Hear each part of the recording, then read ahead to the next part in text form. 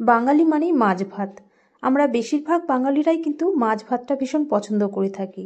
রুই, কাতলা, ইলিশ, চিংড়ি এগুলোর পাশাপাশি পাবদা মাছটাও আমাদের ভীষণই একটি প্রিয় মাছ। তো সেই পাবদা মাছের রেসিপি আজকে আমি শেয়ার করছি আপনাদের সাথে। কম সময়ে সুস্বাদু পাবদা মাছের এই তেল ঝাল রেসিপি কি করে বানিয়ে নেওয়া যায় সেটাই আজকে শেয়ার করেছি। তো দেখে নেওয়া যাক আমার আজকের রেসিপি। এখানে 7 পিস পাবদা মাছ ভালো করে ধুয়ে রেখেছি।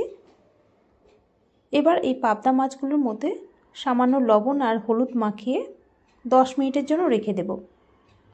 তো দিয়ে দিলাম সামান্য লবণ আর দিয়ে দিচ্ছি সামান্য হলুদ। লবণ হলুদ মাছের গায়ে ভালো করে মাখিয়ে নিতে হবে। তো মাখিয়ে এইভাবে 10 মিনিট রেখে দেব, এতে লবণটা মাছের মধ্যে ঢুকে যাবে। ততক্ষণ মাছের জন্য মশলাটাও রেডি করে নেব। তো এটা এক সাইডে রেখে দিচ্ছি। এদিকে একটা মিক্সিং জার নিয়েছি। মিক্সিং জারে দিয়ে দিচ্ছি দুটো ছোট সাইজের ঝিরিঝিরি করে কেটে নেওয়া পেঁয়াজ, রসুন দিয়ে দিচ্ছি প্রায় 3 কোয়া, আর ছোট এক টুকরো আদা দিয়ে দিচ্ছি। অল্প জল দিয়ে একটা পেস্ট বানিয়ে নিতে হবে। এর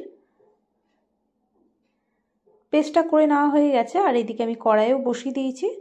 কড়াইতে পরিমাণ মতো তেল দিয়ে দিচ্ছি। তেল গরম হলে এর মধ্যে মাছগুলো ভেজে নেব। সবগুলো মাছ একবারে দেব না, তাহলে কিন্তু একটার সাথে আরেকটা লেগে ধরবে। তো দুবারেই মাছগুলো ভেজে নেব। আর মাছগুলো ভাজার সময় কড়াই কিন্তু খুব ভালো মতো গরম হতে হবে, না হলে মাছগুলো লেগে যাবে। তেলটা খুব যখন ভালো মতো গরম হয়ে যাবে, মানে একটা ধোঁয়া উঠবে, তারপরেই মাছগুলো তেলের মধ্যে ছাড়তে হবে। তো আমি এই কটা মাছই এখন ভেজে নিচ্ছি, বাকিগুলো পরে ভেজে নেব। পাবদা মাছ কিন্তু একটু ফোটে, তাই আপনারা ঢাকা দিয়েও মাছগুলো ভেজে নিতে পারেন। তো এক সাইডটা দেখুন হালকা একটু ভাজা হয়ে গেছে, আর এক সাইডটা উল্টিয়ে দিলাম। তো দু সাইডে একটু মাছটাকে কড়া করে ভেজে নেব। পাবদা মাছ একটু কমই ভাজতে হয়, তবে আমি যে কোনো মাছই একটু কড়া করে ভেজে নিই। তো আপনারা চাইলে একটু কম করে ভেজে নিতে পারেন। এই মাছগুলো তুলে নিচ্ছি। তো একইভাবে বাকি মাছগুলো ভেজে নেব। তো এই মাছগুলো আমার ভাজা হয়ে গেছে, উল্টিয়ে পাল্টিয়ে দু সাইডে ভেজে এখন তুলে নিচ্ছি।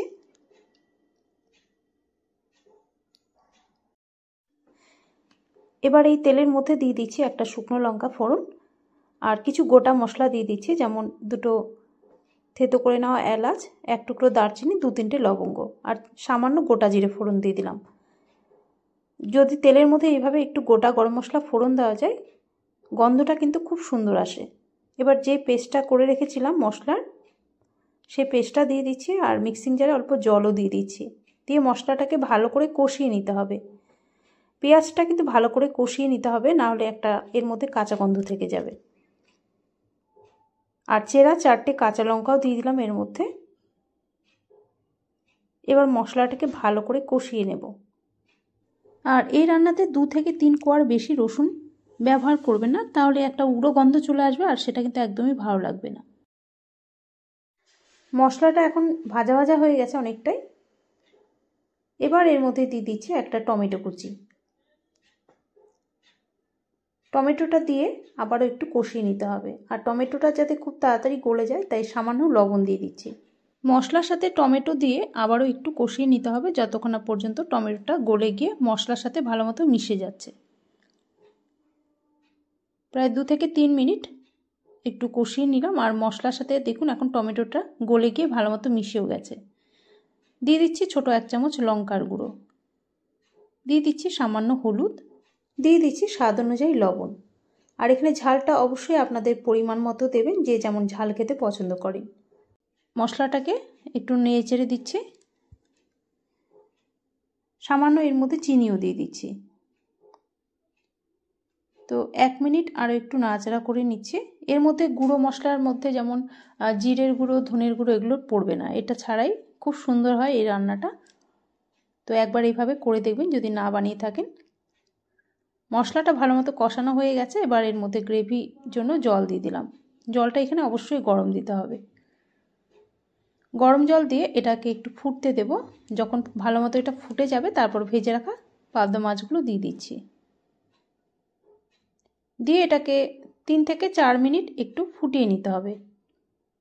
গ্রেভির যে একটা ফ্লেভার আছে সেটা যাতে মাছের মধ্যে ভালো মতো মিশে যায়। তো এইভাবে ঢাকা দিয়ে গ্যাসের ফ্লেম একদম কমিয়ে 3 থেকে 4 মিনিট একটু ফুটিয়ে নিচ্ছি। গ্যাসের ফ্লেম এই সময় কমিয়ে রাখতে হবে, না হলে কিন্তু গ্রেভির কালারটা চেঞ্জ হয়ে যায়। প্রায় 4 মিনিট পর ঢাকনাটা সরিয়ে এবার হালকা হাতে মাছগুলোকে নেড়ে দিচ্ছি। পাবদা মাছ যেহেতু খুবই নরম তাই হালকাভাবে নেড়ে দিচ্ছি, না হলে ভেঙে যেতে পারে। আর সব শেষে এর মধ্যে একটু দিয়ে দেব ধনেপাতা কুচি। এই পাবদা মাছের মধ্যে ধনেপাতা কুচি দিলে এর ফ্লেভারটা কিন্তু খুব ভালো আসে। সামান্য ধনেপাতা কুচি দিয়ে আবারও হালকা হাতে একটু নেড়ে চেড়ে দিচ্ছি। নেড়ে চেড়ে নিয়ে এবার গ্যাসটা অফ করে এইভাবে কিছুক্ষণ রেখে দেব। তো তৈরি হয়ে গেল আমাদের পাবদা মাছের তেল ঝালের রেসিপি। আমার আজকের এই সিম্পল পাবদা মাছের রেসিপি আপনাদের কেমন লাগলো সেটা অবশ্যই জানাবেন কমেন্টে। ভালো লাগলে লাইক, শেয়ার এবং সাবস্ক্রাইব করতে ভুলবেন না। তাহলে আজ এখানেই শেষ করছি। দেখা হচ্ছে আপনাদের সাথে আবারও নেক্সট একটা ভিডিওতে।